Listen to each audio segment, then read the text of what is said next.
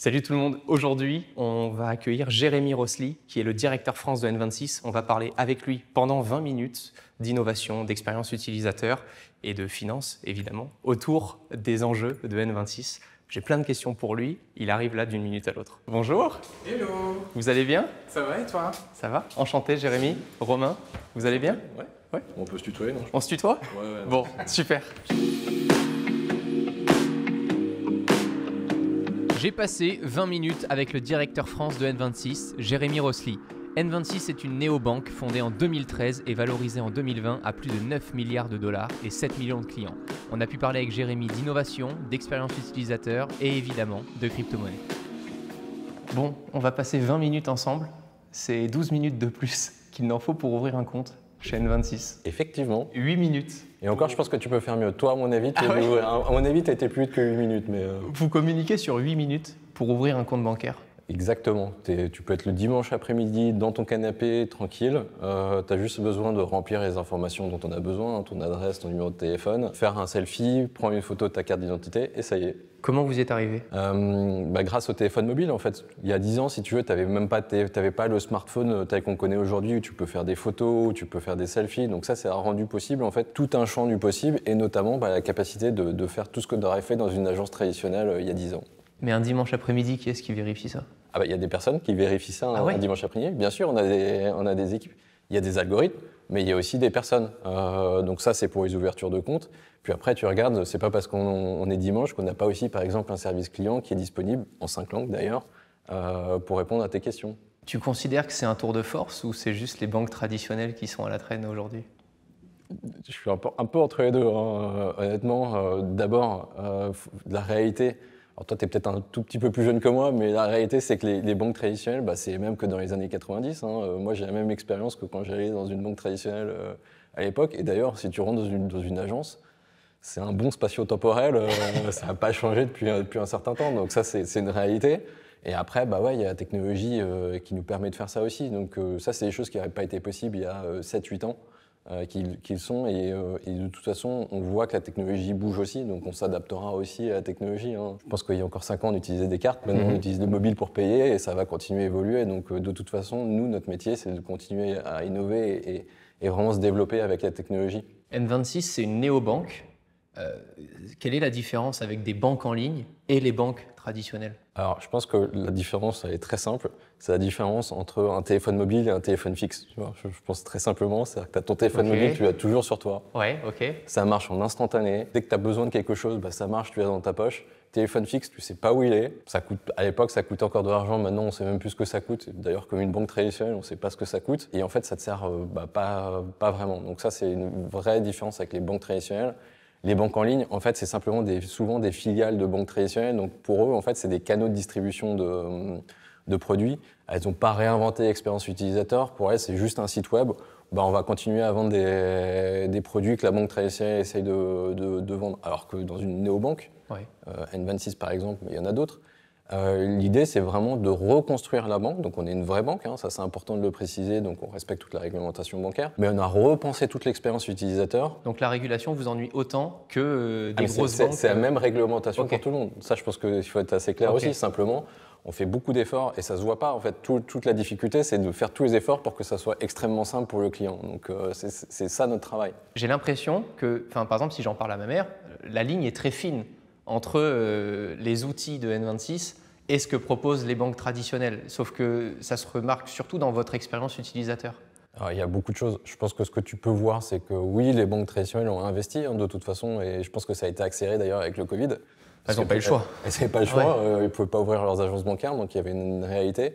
Après, on les a aussi bougés, parce que je pense que s'il n'y avait pas eu des néobanques, la réalité, c'est qu'ils n'avaient aucun intérêt à investir, même dans le digital, bien sûr.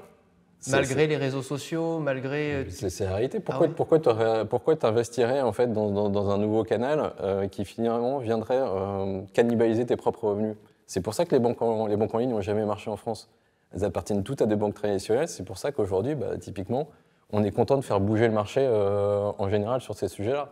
Mais après, si tu veux, quand tu regardes donc, une application mobile, on est capable d'avoir, c'est pas simplement juste des fonctionnalités, c'est l'ensemble des choses. C'est-à-dire qu'aujourd'hui, une banque traditionnelle va être capable de dire, OK, vous pouvez vous loguer en ligne, tu vas pouvoir ajouter un bénéficiaire. La réalité, c'est que sur N26, de l'ouverture de compte à la gestion entière de ton compte, tu peux le faire de façon extrêmement simple sur ton compte, tu peux le faire de façon intuitive. Je pense que tu as déjà dû essayer les espaces, tu peux bouger de l'argent du bout du doigt. Ah oui, sans avoir à attendre. En fait, tu n'as pas l'impression d'effectuer des virements. C'est ça qui est ouf, c'est que tu as juste l'impression d'être dans un jeu et de juste switcher du compte A au compte je mets de côté, au compte partagé, etc. Mais c'est là où justement on a réinventé la banque, c'est-à-dire que dans une banque traditionnelle, tu vas sur une banque, une application traditionnelle, tu vas commencer à cliquer, trouver le bénéficiaire. Tu effectues un virement, en tout cas. Enfin, c'est la même chose. Ouais. Dans le fond, c'est la même chose. C'est-à-dire que quand tu bouges de l'argent d'un espace à l'autre, c'est littéralement un virement parce que c'est réellement des sous-comptes. Donc c'est des vrais comptes en banque. Simplement, nous, on a vraiment fait l'effort pour que l'expérience utilisateur, elle soit extrêmement bonne. On le fait là-dessus, on le fait sur l'ensemble des sujets. Je prends un exemple très concret qui marche à chaque fois. Quand tu as perdu ton portefeuille. Souvent, tu l'as pas vraiment perdu, tu sais juste pas où il est. C'est vrai. Normalement, tu bloques ta carte. Enfin, quand tu la bloques, en fait, c'est définitif dans une banque traditionnelle. Oui. Alors que chez nous, en fait, tu la bloques. Puis au moment où tu retrouves ton portefeuille parce que tu as oublié chez un pote la veille ou parce que tu as oublié au bureau ou ailleurs, tu peux débloquer ta carte. Donc ça, c'est quand même quelque chose qui est plutôt cool et ça t'évite de te retrouver 2 semaines sans carte comme dans une banque traditionnelle.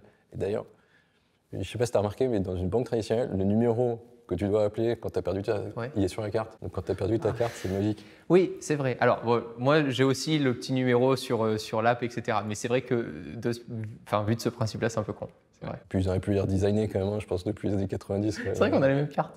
Non, votre carte métal, moi, c'est comme ça que ça a marché au début.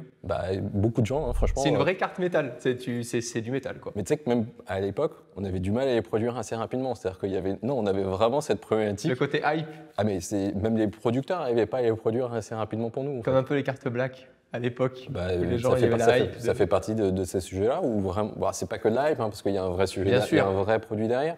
Mais on avait du mal à les produire assez rapidement pour nos clients. Depuis tout à l'heure, on parle d'efficacité, de rapidité, mais pourquoi est-ce que la rapidité d'ouverture d'un compte a été un tel enjeu pour vous? Alors, c'est pas que cette partie-là. Je pense qu'il faut voir que quand on parle d'instantanéité, c'est l'ensemble de l'expérience utilisateur. Après, maintenant, on a changé d'époque. Je pense que toutes les personnes qui te regardent, et moi j'en fais partie aussi, on n'a pas envie d'attendre. Quand tu veux quelque chose, aujourd'hui, quand tu prends un billet d'avion, tu le prends directement sur une application bancaire, tu ne vas plus dans une agence. Quand tu veux acheter quelque chose, tu vas sur Amazon. Donc la réalité, c'est que quand tu veux faire quelque chose, tu as envie que les choses se passent vite. Et donc ça, c'est un enjeu qui est fondamental, parce que sinon, il y a quelqu'un qui va le faire mieux. Et la réalité, c'est que les clients, ils vont aller vers ce qui est le plus simple pour eux, parce que ce n'est pas la rapidité en tant que telle, c'est surtout la simplicité pour les clients. Aujourd'hui, ce qu'on fait, c'est qu'on leur simplifie la vie de tous les jours et notamment leur vie financière. Donc, quand tu peux avoir le choix entre prendre un rendez-vous en semaine ou même le week-end, tu es obligé de te lever un samedi matin pour aller dans une agence traditionnelle ou justement tout faire depuis ton téléphone mobile en moins de 8 minutes, c'est-à-dire que littéralement, tu n'as pas bougé de chez toi, ça change tout, mais parce qu'on t'a simplifié ta vie. D'un point de vue utilisateur, ça nous simplifie la vie. Moi, je pense à vous et aux équipes. Tu nous dis que vous avez la même régulation que n'importe quelle banque traditionnelle qui existe depuis 30 ans, et pour autant, vous êtes capable d'arriver au même résultat que les banques traditionnelles qui, elles, y parviennent en 48 heures ou 72 heures pour ouvrir un compte. Vous le faites en 8 minutes. Comment ça se suit derrière? Comment est-ce qu'en off, il n'y a pas plus de marge d'erreur? Comment est-ce que vous faites aujourd'hui pour garder cette efficacité-là et cette expérience utilisateur-là, tout en devant faire face à la même régulation qu'une banque qui, elle, ne se prend pas la tête et qui n'a pas besoin d'ouvrir un compte en 8 minutes, peut prendre 72 heures pour vérifier toute la paperasse, etc. En fait, la différence fondamentale, c'est qu'on est une boîte de tech. J'aime bien dire qu'on est, au-delà d'une banque, on est une boîte de tech qui fait de la banque. Donc on est structuré comme une boîte de tech. Ça veut dire qu'aujourd'hui, le gros des effectifs chez N26, en fait, c'est des développeurs, c'est des équipes produits, aussi du service client. Mais on a vraiment en fait toute la structure qui est faite pour vraiment être orientée autour du client. C'est-à-dire comment est-ce qu'on va construire le produit, c'est-à-dire pas simplement juste updater ce qui a été fait dans le passé, mais comment est-ce qu'on va construire toute l'expérience utilisateur pour justement satisfaire le client et résoudre des problèmes. Donc le sujet notamment de la rapidité pour ouvrir un compte, c'est pas simplement on a changé une brique dans le process, en fait on a changé l'ensemble du process, que ce soit dans les outils par exemple pour faire la photo ou enfin ce qu'on appelle le KYC, donc Know Your Customer. Sur tous les autres sites, notamment en crypto, on connaît. Donc on va récupérer toutes tes informations, mais à côté de ça, derrière, on a mis en place tous les systèmes qui marchent en temps réel, donc ça va nous permettre de processer toutes ces informations, d'avoir aussi les parties tiers qui peuvent vérifier par exemple ces informations-là, qui sont là aussi de façon, qui sont disponibles, qui vont être capables de gérer ça. Puis un autre secret par exemple, c'est quand tu ouvres un compte chez N26, au moment où tu as finalisé, ta carte, elle part en production. C'est-à-dire que littéralement, non seulement on a géré la partie que tu vois, qui est assez simple, en 8 minutes, mais on a géré aussi toute la partie derrière d'un point de vue technique et d'un point de vue opérationnel, qui fait que tu vas être capable, d'avoir ton compte, parce que ça marche en temps réel, mais deux, même de recevoir ta carte extrêmement rapidement avec la poste. Et 3, d'ailleurs, on a même innové. Maintenant, tu peux utiliser ta carte à partir du moment où tu as ouvert ton compte. Ça, c'est grâce au... En dématérialisé. Ça, d'ailleurs, ça vient du Covid, en fait, parce qu'on s'est rendu compte qu'en Italie, ils avaient des problèmes avec la Poste. Je ne sais pas si tu te souviens, en mars. Oui, bien sûr. On s'est rendu compte que la Poste ne marchait plus. Du coup, nous, boîte de tech, on s'est dit comment est-ce qu'on peut résoudre le problème de nos clients, justement, qui ouvrent des comptes ou qui ont des sujets de cartes. Justement, on a commencé à réfléchir, on s'est dit pourquoi pas laisser activer leur carte avant même qu'ils la reçoivent physiquement. Ça, c'est là où tu as une vraie différence d'approche avec un acteur plus traditionnel. Et vous avez quand même moins d'expérience que les banques traditionnelles, vous êtes là depuis moins longtemps, il y a forcément plus de marge d'erreur. Enfin, vous avez appris avec le temps, mais je me dis, vous recevez comme ça en une journée, j'en sais rien, je ne sais pas combien vous faites d'ouverture de compte par jour, mais il y a forcément plusieurs milliers rien qu'en France. Ouais. C'est quoi, enfin, vous avez appris avec le temps, comment est-ce que... Déjà oui, forcément. En fait, ce qui est intéressant, c'est qu'on n'est pas passé de 0 à plusieurs milliers d'ouvertures de compte par jour. C'est-à-dire que les choses sont faites de façon assez progressive. Donc au début, c'était quelques centaines, ou même quelques dizaines, quelques centaines, quelques milliers. Et ce qu'on voit, et c'est aussi l'avantage des clients qu'on a et de notre approche qui est vraiment tournée autour des utilisateurs, c'est qu'on a des feedbacks des clients. De toute façon, aujourd'hui, dans le monde dans lequel on est, et encore plus typiquement dans le monde de la banque, s'il y a un problème, on le sait tout de suite. Moi, je peux t'assurer que sur Twitter, sur les réseaux sociaux, ouais. Une des premières choses que je fais, c'est aller sur Twitter. Ah ouais ? Ouais, bien sûr. Au moins, tu sais ce qui se passe. Tu sais toi, tout. genre en personne ? Bien sûr. Tout le temps. Mais c'est même quasiment, je ne faut pas que je le dise, mais si je me réveille la nuit, c'est encore des choses que je vais regarder parce que du coup, je sais tout de suite ce qui se passe en fait. Bon, on verra vos retours sur les réseaux sociaux, on attendra tes réponses. Tu vas te prendre des centaines de commentaires.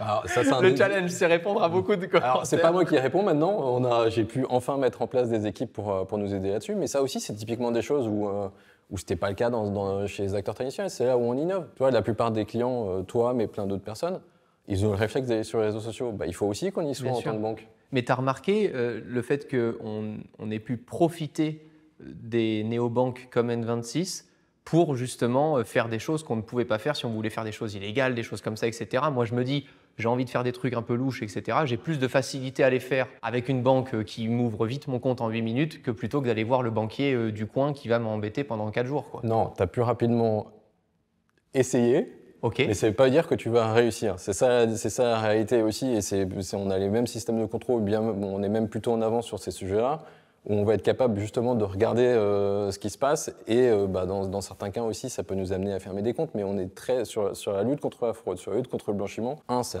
la même réglementation pour tout le monde.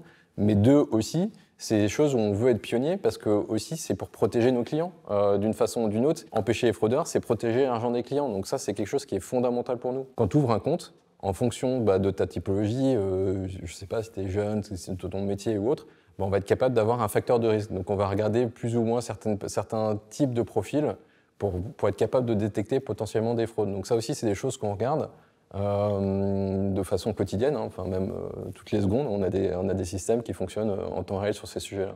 Je t'ai lu dire quelque part que les banques représentaient l'innovation il y a 10 ans, mais que depuis, elles sont toutes devenues des banques traditionnelles qui ont cessé d'innover. Pourquoi ? Parce que c'est compliqué, je pense, pour les banques traditionnelles. À la base, quand tu n'es pas structuré comme une boîte de tech, ça ne fait pas partie de ton ADN en fait, d'innover. L'ADN d'une banque, c'est simplement de prêter de l'argent, de gagner de l'argent, simplement. Et aujourd'hui, en plus, elles n'ont pas été mises en concurrence avec des nouveaux acteurs. Donc, quand tu n'es pas mis en concurrence, par définition, ce n'est pas dans ton ADN d'innover.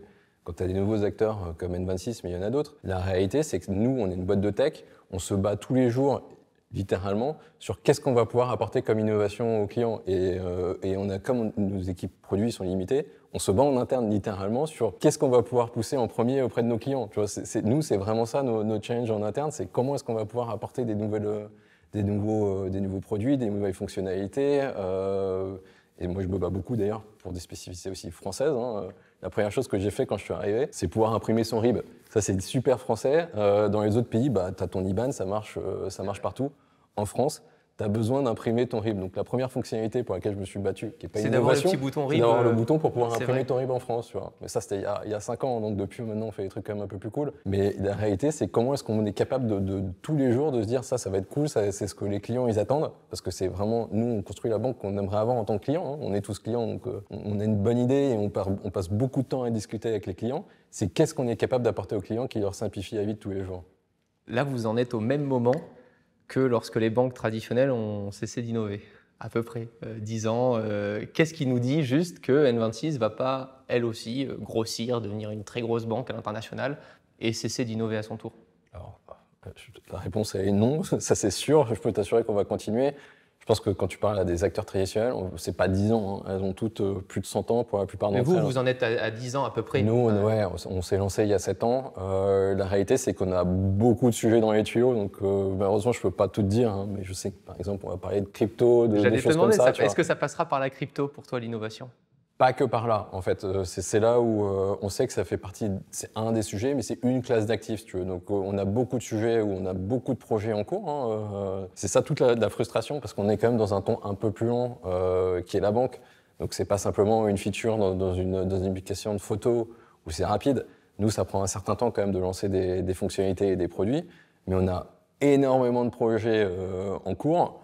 Comme je te disais, nous, on se bat en interne pour rajouter des projets dans la roadmap. Désolé pour l'anglicisme, mais c'est en réalité, on se bat pour avoir ces ressources pour pouvoir innover. Donc là-dessus, c'est plutôt le contraire. C'est comment est-ce qu'on est capable d'en rajouter. Et c'est nous, notre sujet de tous les jours. Comment est-ce qu'on est capable de recruter. Comment est-ce qu'on est capable d'avoir plus de développeurs pour être capable d'apporter encore plus d'innovation à nos clients. Bon, moi, je suis passionné par la crypto, donc je veux comprendre. Mais et je pense que beaucoup là dans la chaîne, si vous n'êtes pas abonné, de toute façon, c'est le moment, mais on parle de crypto sur la chaîne. Pourquoi c'est pas... Enfin, j'ouvre l'App Store, je ne vais pas exagérer, mais pratiquement tous les mois, je vois une nouvelle application qui arrive sur laquelle je peux facilement aller acheter de l'Ethereum, du Bitcoin, etc. Faire ce que je veux, je fais un virement dessus et puis tout va bien. Pourquoi c'est pas aussi simple? Chez nous ou en général? Chez vous. Pourquoi? Alors, je pense qu'il y a plusieurs sujets. Le premier, c'est que jusqu'à présent, en tout cas jusqu'à il y a un certain temps, on pensait et on voyait que c'était quand même plutôt anecdotique. Le fait qu'il y ait beaucoup de personnes qui commencent à vraiment s'intéresser, au sens large, pas que les personnes qui nous regardent, mais au sens large. Tu vas en France, il y a quand même les 3/4 des gens, voire même à mon avis un peu plus, qui ne savent même pas ce que c'est qu'une crypto. Donc on sait que c'est une attente des clients, mais c'est devenu une attente beaucoup plus forte assez récemment. Donc ça, c'est la première chose. Après, la deuxième, c'est que c'est un monde qui est à la fois réglementé et qui évolue. Donc c'est là où nous, en tant que banque, il faut qu'on fasse très attention, parce que même l'approche des cryptos, ou de beaucoup de cryptos, était justement le fait de ne pas être régulé. Donc c'est là où on a une obligation de lutte contre la fraude, contre le blanchiment d'argent, qui sont extrêmement importantes pour nous, et qui nous obligent à faire les choses de façon très propre, et aussi vraiment en accord avec la réglementation, pour apporter ce type de support d'investissement à nos clients. Quand? Très rapide. C'est une question de semaine, normalement. Sérieux? Ouais. Waouh, donc là, peut-être que lorsque la vidéo moi, sort... j'ai déjà vu comment ça fonctionne. Mais non. Bien sûr, non. Ça fonctionne bien? Oui, non, ça fonctionne très bien. Simplement, malheureusement... Et ça veut dire attends, ça veut dire, moi, je suis trop content. Ça veut dire que je vais avoir, pour le coup, mon compte en banque avec mon compte, mon sous-compte pour partir en vacances, etc. Et je pourrais avoir au même endroit mon compte avec mon Bitcoin. C'est très probable, on va dire ça comme ça. Mais après, il y a encore pas mal de choses. Et ça, on sait que c'est juste une étape. Parce que le but, c'est de continuer à développer les choses et vraiment toute l'expérience utilisateur qu'on peut avoir et le service qu'on peut apporter. Quand on les sort, quand on est capable de les sortir auprès de nos clients, on sait que c'est ce qu'on appelle une MVP, donc un peu plus qu'une MVP, mais on sait qu'on a encore plein d'idées pour faire évoluer les choses. Donc c'est vraiment ce qu'on sort pour que ça soit propre, pour que ça marche bien auprès des clients, mais on sait encore, et je sais que les équipes travaillent déjà sur les prochaines itérations du produit. Bon, donc vous serez peut-être l'un des acteurs à nous permettre, nous utilisateurs, de dépenser nos bitcoins pour acheter un croissant via Apple Wallet en fait. Alors pour le moment, tout n'est pas encore connecté, tu le sais très bien. Par contre, te permettre d'acheter des cryptos, oui, ça c'est des choses qui vont arriver dans les prochaines semaines. J'ai une dernière question, et c'est beaucoup remonté aussi de la communauté évidemment. N26 est accusé depuis quelques mois maintenant de bloquer des comptes avec l'argent des utilisateurs à l'intérieur. On a envie de comprendre cette situation sur la chaîne. Prends le temps de nous expliquer. Alors, très simplement, N26 c'est une banque. Donc ça veut dire qu'on est obligé de respecter la réglementation, notamment contre la fraude, contre le blanchiment d'argent. Donc ça, c'est des contrôles qu'on fait de façon quotidienne, quasiment en temps réel. Et ce qu'on observe, c'est de temps en temps, malheureusement, il y a on voit des comportements frauduleux. Donc là-dessus, pour nous, il y a absolument... on veut vraiment être plus que pionnier, mais vraiment, on n'a pas de doute, on ne veut pas laisser de marge aux fraudeurs chez N26. Donc c'est pour ça qu'on bloque et on ferme les comptes. La réalité aussi, c'est pour ça que c'est important de le dire, il y a beaucoup de choses où malheureusement on n'a pas le droit de dire aux clients qu'on ferme leur compte pour des raisons de fraude, c'est la loi qui nous l'interdit. Et en plus, quand on est alpagué sur les réseaux sociaux, malheureusement on n'a pas le droit de leur répondre parce que c'est le secret bancaire. Ce qu'on observe souvent, malheureusement, c'est qu'il y a beaucoup de personnes, justement, qui vont sur les réseaux sociaux, qui peuvent être les fraudeurs parce que par définition, ils essayent de pousser encore plus pour qu'on leur rende leur argent, alors que dans certains cas, malheureusement, on ne peut pas pour même des raisons légales. Donc ça, c'est des choses quand même qui sont extrêmement importantes pour nous et à justifier. Après, je peux comprendre, dans certains cas, il y a des erreurs et on l'a reconnu encore récemment et on fait tout pour régler ces sujets-là. Après, je pense que le processus il est quand même extrêmement standard chez nos clients. On leur envoie un email pour leur dire qu'on va leur fermer leur compte, on leur laisse le temps de récupérer leur argent. Et ensuite, ce qu'on observe, malheureusement, c'est que c'est les clients qui ne nous envoient pas leurs coordonnées bancaires pour qu'on puisse leur rendre leur argent. Mais encore une fois, on parle de quelques dizaines de clients, donc ça, c'est quand même quelque chose qui est extrêmement rare. Ah ouais, parce que moi, j'avais l'impression sur les réseaux sociaux, en tout cas, qu'on parlait ça avait fait quand même le tour, et en plus de ça, je sais qu'avec la régulation, toutes les banques, en fait, peuvent avoir le même problème. Mais toutes les banques ont le même problème, en fait. C'est simplement qu'on parle beaucoup plus d'N26, mais la réalité, c'est que toutes les banques font la même chose. On n'est pas les seuls, et c'est un process qui est extrêmement standard pour nous ou pour l'ensemble des acteurs. Merci Jérémy, c'est super. J'étais ravi de t'accueillir sur la chaîne. At first I said that I love you and you ain't say that shit back. It's kinda hard to just trust you when both your feelings don't match. Got me showing less emotions, I don't wanna get attached. Once I give you my word, I swear it ain't no going back. Once I give you my heart, you better keep that shit intact. Instead of assuming no words, girl, I'm just here stating facts. You want me to take you back.